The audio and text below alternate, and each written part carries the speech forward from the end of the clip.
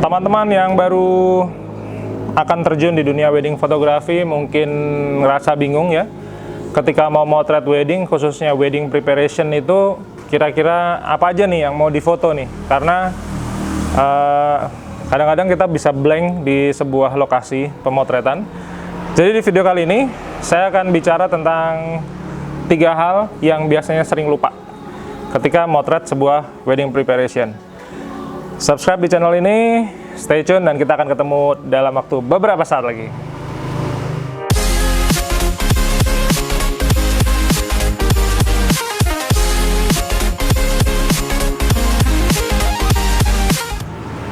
Halo teman-teman fotografer, terima kasih sudah datang ke channel YouTube saya. Salam kenal, sama saya Bima Aditya. Dan seperti tadi saya bilang, bahwa di video kali ini saya akan bercerita tentang 3 hal yang biasanya sering lupa ketika kita motret wedding preparation.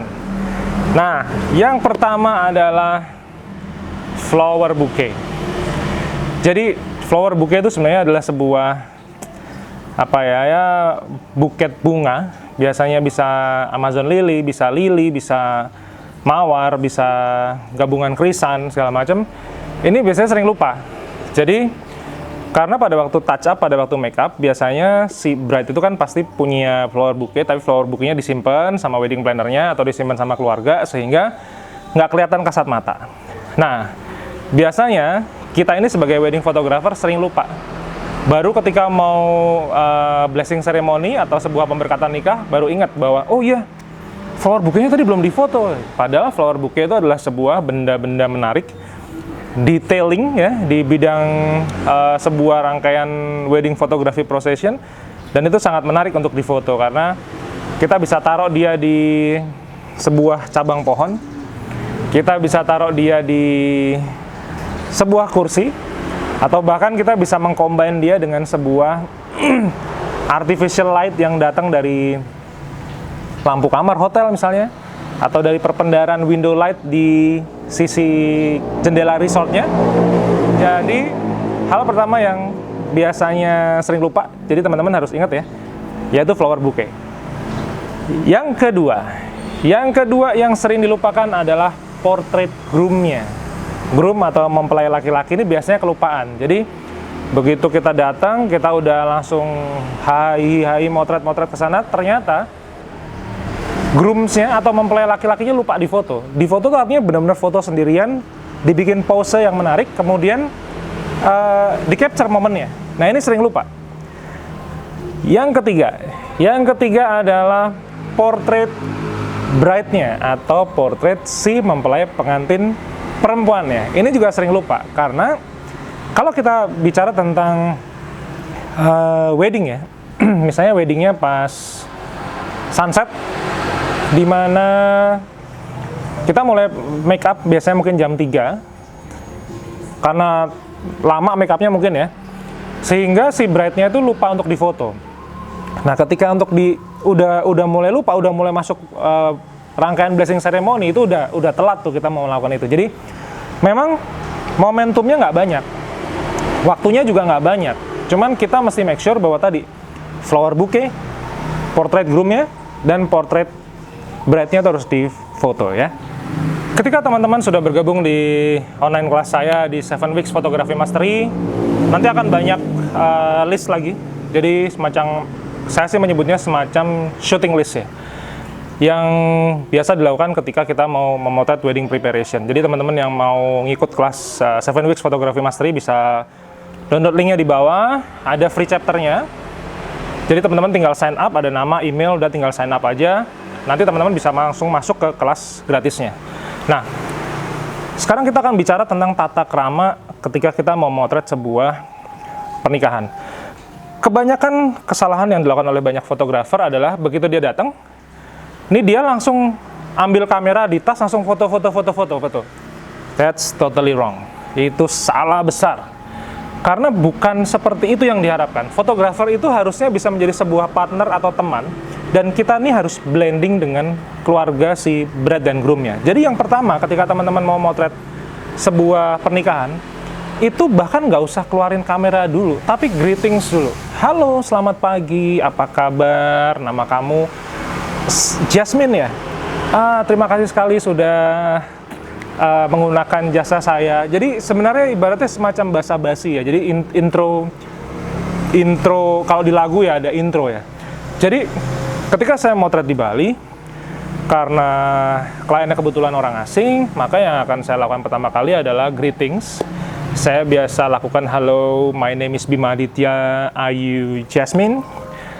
So nice to know you and you look so beautiful today. Jadi saya biasa melakukan sebuah conversation sederhana. Baru kemudian saya akan tanya, so how are you today? Are you ready for your weddings?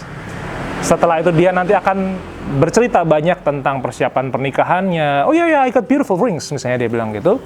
Baru tuh kita mulai ngomong dulu. Jadi biasanya saya tuh kalau di pemotretan ya, biasanya ada dalam tanda kutip namanya pemanasan.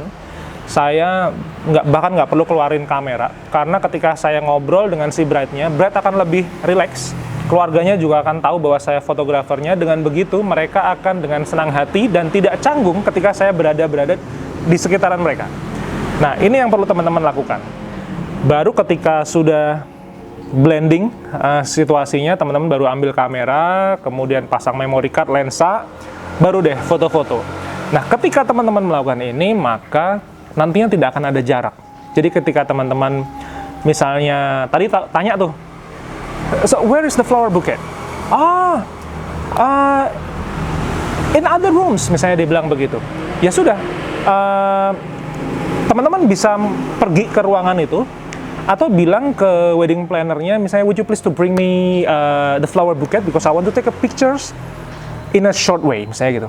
Jadi kita bisa minta tolong ke siapapun, bahkan minta tolong ke keluarganya, tanya ke wedding planner-nya, itu akan menjadi lebih menyatu suasananya. Setelah keluarga, kita kalau misalnya kerjanya langsung sama end user ya, atau direct client, mungkin kita nggak perlu say hi dengan siapa saja. Tapi kalau misalnya kita kerjanya dengan seorang wedding planner atau wedding organizer, person in charge-nya atau orang yang bertanggung jawab di situ, itu harus ditemuin. Halo, nama saya Alex misalnya, saya adalah fotografer hari ini, terima kasih sekali sudah bekerja sama dengan company saya berharap cuacanya hari ini cerah, sehingga nanti pemotretan hari ini akan berlangsung dengan sempurna. Jadi ada sebuah statement-statement sederhana yang secara etika bisnis itu akan sangat berpengaruh terhadap suksesnya sebuah rangkaian pemotretan. Oke, jadi tadi ada 3 hal yang biasanya sering lupa ketika kita motret wedding preparation. Tolong diingat-ingat teman-teman. Jadi ada flower bouquet, kemudian portrait groom, kemudian ada yang ketiga adalah portrait bride-nya. Jadi stay cool, stay relax ketika motret. Jangan lupa berinteraksi dulu dengan keluarga ataupun wedding planner. Dan semoga video kali ini bermanfaat. Teman-teman yang mau belajar tentang wedding fotografi bisa membaca ebook saya, judulnya 99 Mimpi Buruk Fotografer Kawinan. Ini covernya. Dan teman-teman bisa download lewat link di bawah, bisa lewat Android Play Store, bisa langsung lewat website saya. Dan teman-teman yang kepengen lihat lanjutan dari video ini, kemudian belajar lebih komprehensif tentang dunia fotografi, baik dari mulai memotret makanan, memotret untuk portrait, memotret wedding khususnya, lanjutan video-video, kumpulan video tutorial saya di fotografi, kemudian memotret Shutterstock, hingga melakukan foto editing, bisa gabung di kelas 7 Weeks Photography Mastery. Linknya juga ada di bawah, dan ada free chapter untuk teman-teman semua yang bisa diikuti tanpa perlu membayar sedikit pun.